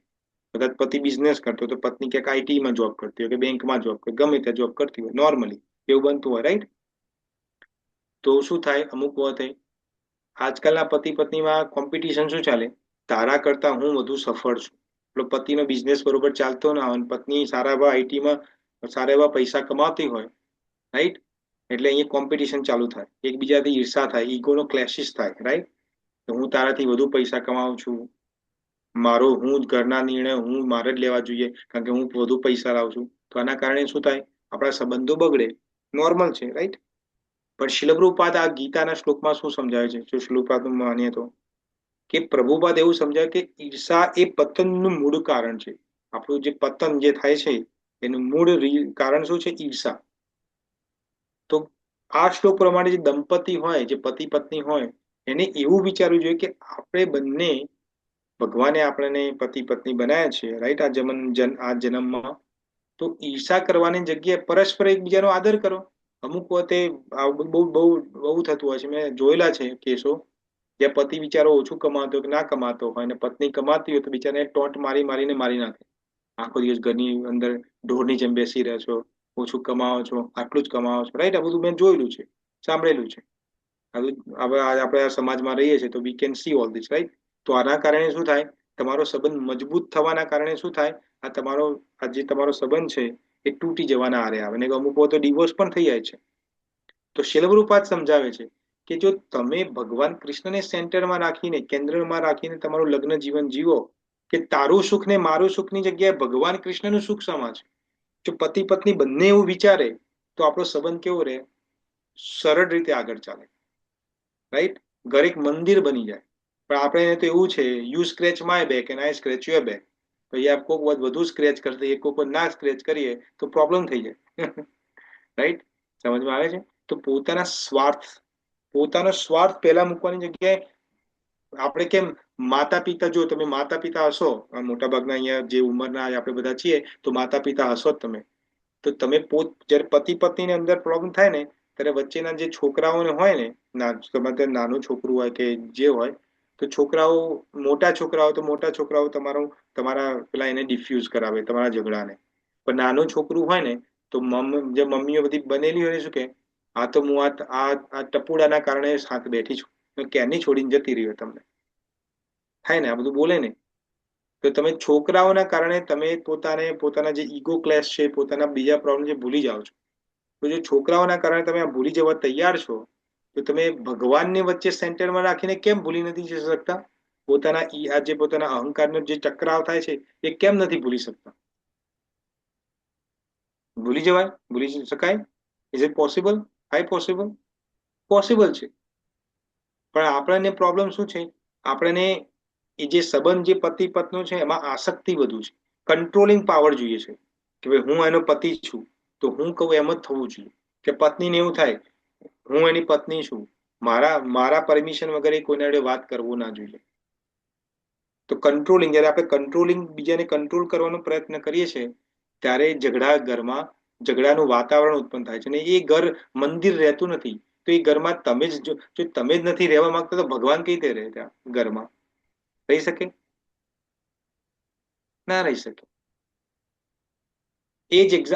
આ શ્લોકને એક્ઝામ્પલ સમજીને આપણે આપણા વર્ક લાઈફમાં એક્ઝામ્પલ લઈએ. આપણું વર્ક લાઈફ જે હોય, ઓફિસ કલ્ચર, રાઈટ, એમાં આપણે ઉપયોગ, તો એમાં કઈ રીતે ઉપયોગ કરી શકીએ? તો નોર્મલી ઓફિસોમાં આજકાલના MNC બધી જે કંપનીઓ છે જેમાં આપણે કામ કરીએ છીએ, એમાં મોટા ભાગના જેની જોડે કામ કરીએ છીએ, સહચારી કર્મીઓ, એ બધા ઈર્ષા ભાવથી જ હોય છે કે ભાઈ મારી આગળ આ નીકળી ના જવું જોઈએ. તમે કોઈ ટીમમાં કામ કરતા હોય તો જે એમાંથી તમે માન લો કે તમે પાર્ટ ઓફ ધ ટીમ હોય, કે તમે ટીમ લીડર હોય, રાઈટ, અને તમારા અંદર ટીમમાં 5-10 જણા 15 જણા કામ કરતા હોય તમારા નીચે, તમારી સાથે, તો એ હંમેશા વિચાર કરે કે હું એવું શું ચાપલુસી કરું, કે એવું શું કરું કે બોસને સારું લગાડું, કે મારું પ્રમોશન જલ્દી થાય. એને ઓફિસની પોલિટિક્સ બધી રમે. જે લોકો કામ કરતા હશે એને બધાને અનુભવ હશે અહીંયા, રાઈટ. તો આપણને શું લાગે કે જોબ કલ્ચરમાં કે એમાં આગળ વધવું હોય તો આવું આપણે કરવું જ પડશે. આપણે ભગવાનના ભક્ત છીએ, રાઈટ, આપણે કૃષ્ણ કોન્શિયસ છીએ, પણ આપણે પણ એવું લાગે કે આવું કર્યા વગર તો આગળ વધાય જ નહીં ને, કલયુગમાં તો આ બધું કરવું જ પડે. પણ જો તમે ભગવદ્ ગીતાના કર્મયોગ, ભગવાનના શબ્દોમાં ભગવાનના શબ્દોમાં જો તમારી શ્રદ્ધા હોય, જે ભગવાન અહીંયા કહે છે, આગળના 31મા શ્લોકમાં કીધું છે, તો શું સમજમાં આવે કે ભગવાન કૃષ્ણ ઉપદેશ આપે છે, શું કે છે? ગુણા ગુણેશુ વર્તન્તે. ગુણોમાં જ કામ કરે છે. એનું શું કારણ થયું? શું સમજાય એમાં? કે સામેવાળી વ્યક્તિ પોતાના રજોગુણના કારણે છો ને ગમે તેમ પોતાની પોલિટિક્સ તો વાપરતો હોય, છો ને આગળ વધતું હોય, કોઈ વાંધો નથી. એક દિવસ એ જ એની જે ઈર્ષા અને જે અજ્ઞાન જે છે એ એને ઉપરથી નીચે પછાડશે. કેમ? કારણ કે જે ગુણ તમને ઉપર લઈ ગયો છે એ જ ગુણ તમને નીચે લાવવાનો. જ્યારે તમે ભગવાનના ભક્ત હો તો તમને એવું લાગે કે આ બધા ભગવાનના આદેશો તો બધા 5,000 5200 વર્ષ પહેલા આપ્યા હતા, અત્યારે તો આ બધું નથી, આ મારે પ્રમોશન જોઈએ તો મારે થોડું ડિપ્લોમેટિક્સ બનવું પડે, રાઈટ? તો એ કરવાની જરૂર નથી. આપણે કૃષ્ણા કોન્શિયસ છીએ તો આપણે કૃષ્ણા કોન્શિયસના જે નિયમો છે એ પ્રમાણે કામ કરવું જોઈએ. કોઈના જોડે ઈર્ષા ના રાખવી જોઈએ, કોઈને આપણું જે થતું હોય એ હેલ્પ કરવી જોઈએ, રાઈટ? અને આસક્તિ વગર કર્મ કરવું જોઈએ. આસક્તિ છે ને પ્રમોશનની છે. જો આ વ્યક્તિને પ્રમોશનની આસક્તિ છે એટલે પોતાના સામ દામ દંડ ભેદ વાપરે છે ને એને લાગે છે કે હું કેટલો સ્માર્ટ છું. જોયું? કામ તમે કરતા હોય, ટીમની અંદર કામ તમે કરતા હોય મોટા ભાગનું, ને ક્રેડિટ પેલો લઈ જાય અને તમને લાગે જોયું કામ તો હું કરું છું, ક્રેડિટ એ લઈ જાય. પણ બોસને તમે ગમે એટલું સમજાવો, ભગવાન જે કુદરતનો નિયમ છે એ તો જોવે છે ને બધું. કુદરતનો નિયમ બધા માટે એક છે, સમાન છે. આજે છો ગમે તેમ કરીને આગળ વધતું ને પ્રમોશન લેતો, કાલે એ જ વ્યક્તિ એવો પડવાનો છે નીચે કે એ ઊભો પણ નહીં થઈ શકે. જ્યારે તમારી જે પ્રોગ્રેશન હશે છો ધીમે ધીમે ક્રમિક હશે, સ્લો હશે, પણ સ્ટેડી હશે. કેમ? કારણ કે તમે આસક્તિ વગર, પ્રમોશનની લાલસા વગર તમે કર્મ કરો છો. એ બોસની જગ્યાએ કોઈ બીજો બોસ આવે, માન લો બદલાઈ જાય, કારણ કે ટ્રાન્સફર થતી રહેતી હોય છે, તો કોઈ બીજો બોસ આવે તો એ જોઈ શકે કે ભાઈ આ જે વ્યક્તિ જે છે, માન લો કે તમારું નામ એ છે, પર્સન એ, અને કોઈ બી પર્સન છે, એ વ્યક્તિ બહુ પોલિટિક્સ રમીને આગળ વધી ગયો હોય, પણ જો નવો બોસ આવે જોવે કે ના આ પર્સન એ છે ને એમાં ક્વોલિટીઝ છે, બધાને હેલ્પ કરે છે, ટાઈમ પહેલા આવે છે, ટાઈમ પછી જાય છે, અને એક્સ્ટ્રા કામ આપું છું તો કરે છે, એને ક્રેડિટ નથી મળતી. તો આજ નહીં તો કાલે તમને ડબલ ટ્રિપલ પ્રમોશન મળશે. કદાચ તમને કોઈ એવી જગ્યાએ તમને લઈ જશે, તમારું આ જે સારું કર્તવ્ય કર્મ તમે કર્યું વિધાઉટ આસક્તિથી, એ તમને એવી જગ્યાએ પ્રમોશન કરાવશે કે પેલો વ્યક્તિ વિચારશે કે અલ્યા આ ત્યાં પહોંચી ગયો કે પહોંચી ગઈ. પણ ભગવાનની વાતોમાં શ્રદ્ધા હોય તો આપણને શ્રદ્ધા રહેતી ને આપણને અધિક વિશ્વાસ નથી રહેતો, આપણને શું થાય છે, સામ દામ દંડ ભેદ કરીને ગમે તેમ ઘૂસી જઈએ, તો એ નહીં થાય. સમજમાં આવે છે આ વસ્તુ?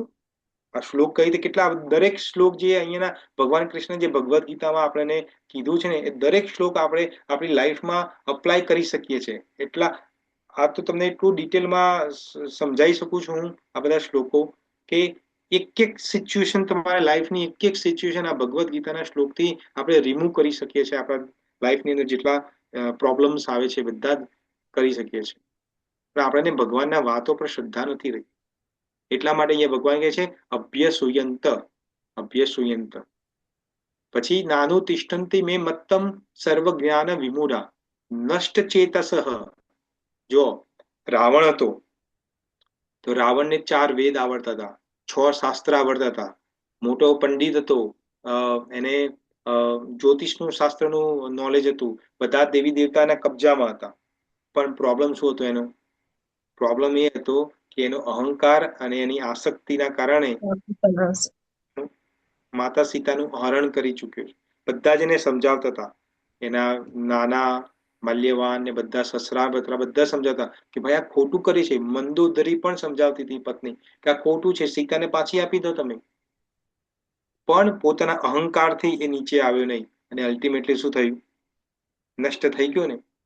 પોતે ભગવાન શિવનો ભક્ત હતો, પણ જયારે યુદ્ધ થયું ત્યારે ભગવાન શિવ આવ્યા પોતાના ગણો સાથે લઈને કે ના ના હું શ્રીરામ સાથે યુદ્ધ કરીશ. હાઉ ડેર હી, કે મારા ભક્તને કઈ રીતે મારી શકે? કર્યું એમને એવું? ભગવાન શિવે ના કર્યું, કારણ કે ભગવાન શિવે પણ એને સમજાવ્યો હતો કે તું માતા સીતાને પાછી આપી દે, આ તારું કર્મ કર્યું છે એકદમ ખોટું કર્મ છે. એટલા માટે કે છે નષ્ટ ચેતઃ, વિવેક બુદ્ધિ વાળો જે બુદ્ધિ વિવેક જેનામાં શૂન્ય થઈ ગઈ છે એ ભગવાનની વાતોમાં શ્રદ્ધા નથી રાખતો અને અલ્ટિમેટલી એનું નષ્ટ થઈ જાય છે. રાઈટ? આગળ ઘણું બધું છે પણ હવે આપણે ટાઈમ થઈ ગયો છે તો હું અહીંયા મારી વાણીને વિરામ આપું છું. હવે તમારે કોઈને કોઈ ક્વેશ્ચન હોય, કોઈ ડાઉટ હોય, કોઈ રિફ્લેક્શન હોય તો તમે આપી શકો છો. હરે કૃષ્ણ. કોઈ ક્વેશ્ચન, કોઈ ડાઉટ? પ્રભુજી તમે કે નષ્ટ થશે એટલે નષ્ટ એટલે એમ કે એનું મીનિંગ કે લાઈક એ એનું પતન થશે, પણ લાઈક કેવી રીતે? મૃત્યુ પામશે કે પછી લાઈક એનું જે પથ ઉપર હોય એનાથી એનું પતન થાય? આને આધ્યાત્મિક, હા, તો નષ્ટ થવાનો મતલબ છે નષ્ટ એ રીતે તો ખરો જ છે, પણ મેઇન નષ્ટ થવાનો મતલબ છે પોતાની આધ્યાત્મિક જે પ્રગતિ થાય એને નષ્ટ કરે છે. આધ્યાત્મિક નો શું મતલબ છે? આધ્યાત્મિક એડવાન્સમેન્ટ એટલે શું? તમને શું સમજણમાં આવે કે હું કહું તમારી આધ્યાત્મિકતા નષ્ટ થાય છે તો તમને શું સમજમાં આવે? જે આપણે સ્પિરિચ્યુઅલ લાઈફમાં જે માળા કરતા હોઈએ કે જે આપણે જે ભગવાન માટે જે કરતા હોય એમાં પતન થાય. અચ્છા, એટલે આધ્યાત્મિકતા એટલે ભગવાનની માળા કરી અને આધ્યાત્મિકતા કેવા એવું હા, કહેવાય, એવું સાધના કહેવાય એ તો, પણ લાઈક આધ્યાત્મિકતાનો મતલબ શું છે? તો એના બે મતલબ છે. પહેલો મતલબ શું છે કે આપણું કનેક્શન કૃષ્ણ પાસે શું છે, what is my relation with Krishna. તો આપણને ખબર છે we are part and parcel of Krishna, right? અને કૃષ્ણમાં આપણે કૃષ્ણના અંશ છીએ. મમે વાંસ જીવલોકે જીવભૂત સનાતન, ને આપણું મૂળ રૂપ છે. ને મૂળ રૂપ શું છે કે આપણે ભગવાનના સેવક છીએ અને ભગવાનને ખુશ કરવા માટે આપણે કર્મ કરવું જોઈએ. હવે જ્યારે તમે ભગવાનની જે ઇન્સ્ટ્રક્શન છે, જે આપણે સમજ્યા 30મા શ્લોકમાં, એ જ્યારે ફોલો નથી કરતા ત્યારે તમારી જે વિવેક બુદ્ધિ જે છે એ શું થાય છે? કન્ટેમિનેટ થઈ જાય છે. તો તમે જે તમારું જે સ્પિરિચ્યુઅલ પ્રોગ્રેસમેન્ટ જે છે, આપણે જે માળા કેમ કરી છે, આપણે કહીએ હરે કૃષ્ણ મહામંત્ર કરીએ છીએ, કેમ કરીએ છીએ? વાય ડુ વી ડુ માળા? કેમ કરીએ છીએ? કોઈને ખબર છે?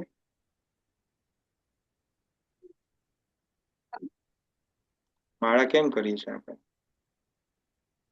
ભગવાનને પ્રસન્ન કરવા માટે, ભગવાનને ભગવાનને ખુશ કરવા માટે. ભગવાનને ખુશ. તો ભગવાન, તમે માનો કે નાનું છોકરું હોય, 4-5 વર્ષનું, અને મમ્મી કે પપ્પા જો ચોકલેટ લેવી હોય તો માળા લઈને બેસી જાય, મમ્મી મમ્મી મમ્મી મમ્મી, પપ્પા પપ્પા પપ્પા પપ્પા એવું કરે? મમ્મી પપ્પા ચોકલેટ આપી દે, એવું થાય? ના. પ્રેમ તો કરીએ, હા, પ્રેમ કરવા માટે, પ્રેમ. પ્રેમ કરો. આપણી બીજા ભગવાન કોઈ? પ્રત્યે એકાગ્રતા વધે. ભગવાન માટે એકાગ્રતા વધે. ઓકે. આપણું બીજા ભગવાન કોઈ? જોડે કનેક્શન કરવા માટે. હા, વેરી ગુડ, કનેક્શન કરવા માટે. યસ. એનાથી પણ એક વસ્તુ આગળ છે. ભગવાનનું કનેક્શન તો છે જ અનડાઉટલી, પણ આપણું ભગવાન જોડે કનેક્શન અત્યારે કેમ નથી થતું? શું કારણ છે? આપણે એમનું માયામાં નિરંતર પડ્યા. સ્મરણ નથી કરી રહ્યા એટલે. માતાજી. નિરંતર સ્મરણ નથી કરી રહ્યા. હા, નિરંતર સ્મરણ નથી કર્યા. પણ એના પણ એક બીજું રીઝન છે. એના પહેલા પણ એક બીજું રીઝન છે, જે મેઇન રીઝન છે કેમ આપણે ભગવાન જોડે કનેક્શન નથી થતું. આપણે મોર મટીરિયલમાં ફસાયેલા છીએ, માયામાં ફસાયેલા છીએ. હા, તો એનો મતલબ શું છે કે આપણી જે બુદ્ધિ જે છે એ કન્ટેમિનેટેડ છે, આપણું મન કન્ટેમિનેટેડ છે, રાઈટ? યસ. હા, એટલા માટે આપણે શિક્ષાષ્ટકમાં પહેલો વર્ડ શું છે? ચેતો દર્પણ માર્જન, રાઈટ? ચેતો દર્પણ માર્જન નો મતલબ છે કે આપણું ચિત્ત જે છે જેમાં બધું સ્ટોરેજ, જે આપણે સ્ટોરેજ છે ચિત્તમાં બધું પડેલું છે, ને સ્ટોરેજ માંથી જ બધું બહાર નીકળે છે. તો જે ચિત્તને સાફ કરવાનું સૌથી સરળ સાધન શું છે? હરે કૃષ્ણ મહામંત્ર. પછી બધું આવે છે કે એકવાર તમારું ચિત્ત જ્યારે કોન્શિયસ થવાનું ક્લિયર થાય છે, રાઈટ, ત્યારે પછી તમે કનેક્શન કરો છો ભગવાન સાથે. તમારું કનેક્શન પછી કેમ? પહેલા દિવસે તમે હરે કૃષ્ણ કરો છો ને તમે ભગવાન જોડે કનેક્ટ કેમ નથી થતા? કોઈ વ્યક્તિ કે હું 5 વર્ષથી માળા કરું છું, હું 10 વર્ષથી માળા કરું છું, તો તમે 5-10 વર્ષથી માળા કરો છો તો તમે ભગવાન જોડે કનેક્ટ થઈ ગયા? બોલા ના, અમને તો કશું એવું ફીલ થતું નથી. કેમ નથી થતું? કારણ કે તમે ગાર્બેજ સાફ કરો છો. જેમ કે હાથીનું એક્ઝામ્પલ ખબર છે ને? હાથી 2-4-5 કલાક તળાવમાં નાય અને બહાર આવીને શું કરે? એ સૂંઢથી માટી પોતાના માથા ઉપર નાખે. તો એ નાહવાનો શું મતલબ? કોઈ મતલબ ખરો? એમ આપણે બધા શું કરીએ છીએ? આપણે હરે કૃષ્ણ મહામંત્ર તો કરીએ છીએ, પણ પછી શું કરીએ છીએ?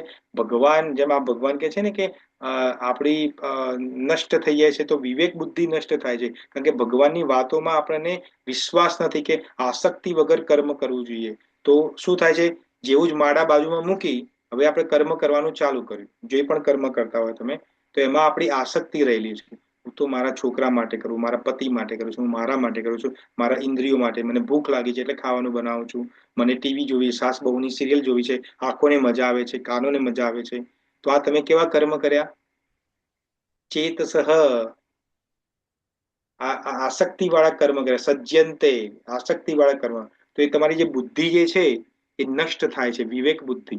એટલે માટે કે આધ્યાત્મિક બુદ્ધિ નષ્ટ થાય છે. આ બુદ્ધિના કારણે તો આપણે બુદ્ધિ તો આપણને ગવર્ન કરે છે ને. બુદ્ધિ જ કે છે ને કે 8:30 ક્લાસમાં શ્યામ સુંદર પ્રભુના ક્લાસમાં જોઈન થવું જોઈએ, ને અમુકની બુદ્ધિ કે નહીં થવું, આપણે ટીવી જોઈશું. એક્ઝામ્પલ છે સમજવા માટે. જેની બુદ્ધિ શુદ્ધ છે એ તમે લોકો 8:30 વાગે આવી જાઓ છો. હવે જે લોકો નથી આવતા એની વાત એવું નથી કહેતો કે તમારી બુદ્ધિ શુદ્ધ નથી. બિચારાઓને બીજાના કોઈ બીજા પણ પ્રોબ્લેમ હોઈ શકે છે, રાઈટ? સવારે વહેલું ઉઠવાનું હોય, બીજું ત્રીજું હોય. માલિની માતાજીને તો છોકરાઓના ક્લાસ લેવાના હોય તો બિચારી નથી આવી શકતી. I understand, no it's okay. પણ જ્યારે આવી શકતા હોય તો પણ આપણી બુદ્ધિ કે છે આ ભગવદ્ ગીતાનું જ્ઞાન અહીંયા મફતમાં મળી રહ્યું છે, તો ચલો ને આપણે અડધો કલાક જોઈન થઈએ. શું કરવાનું છે? તમારે સાંભળવાનું છે, બાકી જે કામ કરતા કરો ને, કોઈ વાંધો નથી. અમુક રિદ્ધિ માતા જેવા હોય એ તો વિડીયો ચાલુ રાખીને ભગવદ્ ગીતા સામે મૂકીને સિન્સિયરલી સ્ટડી કરે છે, which I really appreciate that. પણ માની લો કોઈ નથી પણ કરી શકતું, તો આપણે એને કન્ડેમ નથી કરતા, એને કોઈ ક્રિટિસિઝમ નથી કરતા. તમે વિડીયો ઓફ રાખો, કોઈ વાંધો નથી, પણ એટલીસ્ટ સાંભળો. તમે કોઈક વખત તમારા જીવનમાં એવો પ્રસંગ આવે તો આ તમે સાંભળેલો હશે તો કદાચ તમે એ પ્રેક્ટિકલ મૂકી શકશો. પણ જેની વિવેક બુદ્ધિ નષ્ટ થાય છે એ કે છે છોડને, આ એ સેમ જ વસ્તુ ગીતામાં હું મોટી રાખ્યું છે, જ્યારે પ્રોબ્લેમ આવશે ત્યારે ચોપડી ખોલીશું, અત્યારે તો મજા કર લો. થાય ને એવું? તો એ તમારી આધ્યાત્મિક પતન છે. જેનું આધ્યાત્મિક પતન થાય છે એ વારંવાર સંસારમાં જન્મ મૃત્યુના ચક્કરમાં આવતો રહેશે. એટલા માટે ભગવાન આ શ્લોકમાં સમજાવે છે. ખબર પડી કે જેની વિવેક બુદ્ધિ નષ્ટ ચેતા, આ ચેતના, જે વિવેક બુદ્ધિનો નષ્ટ કેમ થાય છે? કારણ કે ભગવાનની વાતોમાં આપણને શ્રદ્ધા નથી. ભગવાન કે છે આસક્તિ વગર કર્મ કર ને મને બધા કર્મ અર્પણ કર. તો આપણે લાગે હું શું કામ તને અર્પણ કરું ભાઈ, તું તો મને દેખાતો તો પણ નથી Krishna, why should I do it? અમુક આપણા આજકાલના જે યંગસ્ટર છે એને તો પોતાની બુદ્ધિનો એવો પ્રયોગ કરે છે કે what I can C I believe it. મને જે દેખાતું નથી હું બિલીવ નહીં કરું.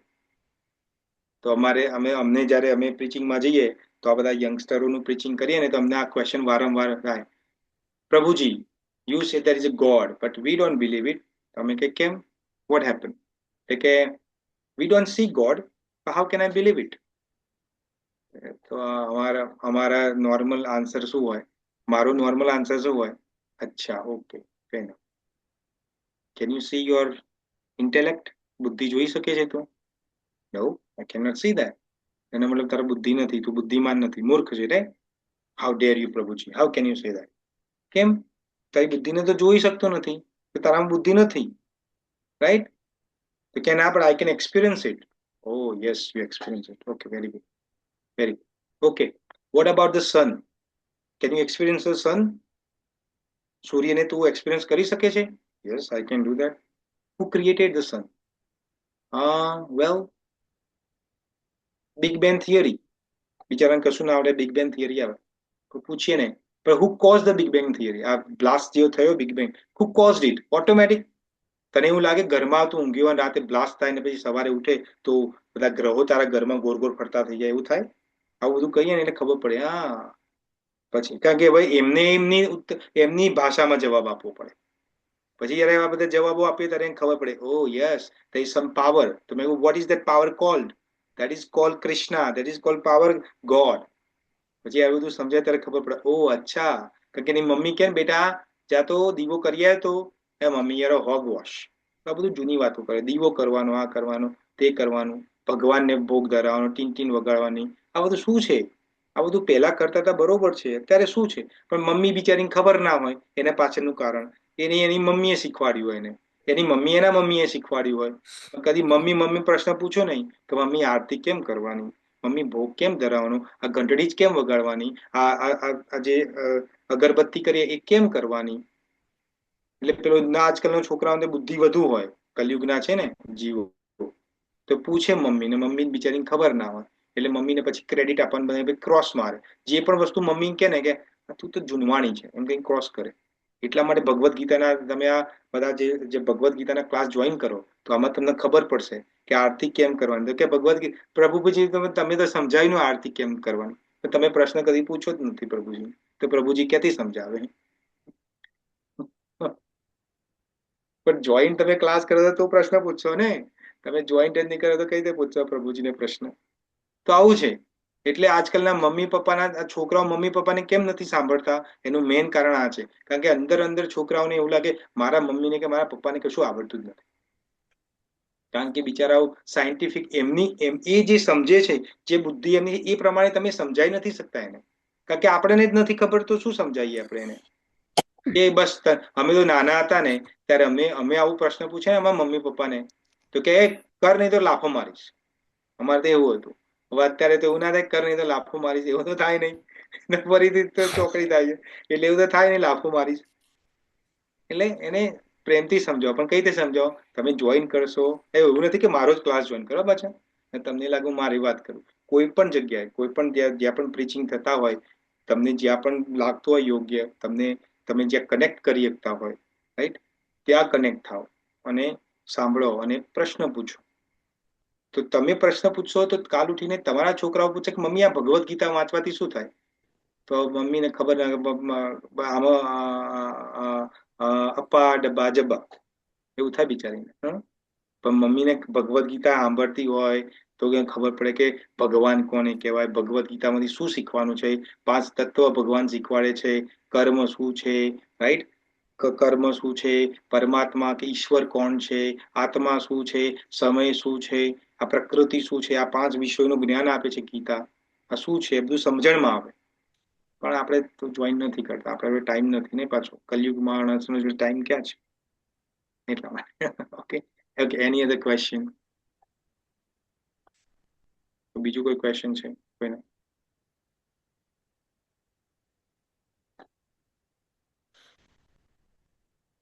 નથી. ઓકે, નથી કોઈને ક્વેશ્ચન તો ફેન. તો હવે આપણે ફરીથી કાલે 8:30 વાગે મળીશું અને આગળનો જે શ્લોક છે ત્યાં ભગવાન આપણને આગળ હવે શું સમજાવવાના છે. તો ભગવાન આજે આપણે 32મો શ્લોક લીધો, તો 33મા શ્લોકમાં ભગવાન આપણને સમજાવવાના છે કે જે વ્યક્તિ મારા મત અનુસાર કર્મ નથી કરતો એ મનુષ્યનું પતન કઈ રીતે થાય છે ને કેમ થાય છે, એનો ઉત્તર ભગવાન 33મા શ્લોકમાં આપવાના છે. તો કાલે આપણે એ સમજવાના છે. તો તમને બધાને પ્રાર્થના છે કે કાલે વહેલા આવી જજો, રાઈટ. ત્યાં સુધી તમને બધાને ધન્યવાદ. હરે તમે કૃષ્ણ. મને તમારો ટાઈમ આપ્યો.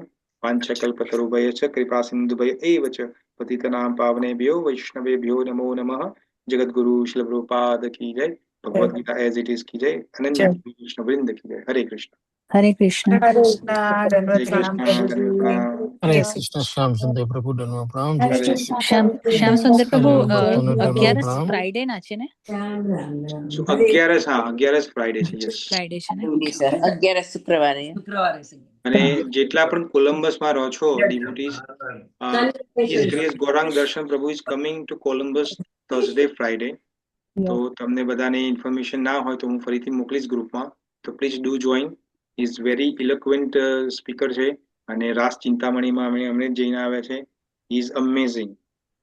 સો પ્લીઝ આ ઓપોર્ચ્યુનિટી મિસ ના કરતા, થર્સડે અને ફ્રાઈડે.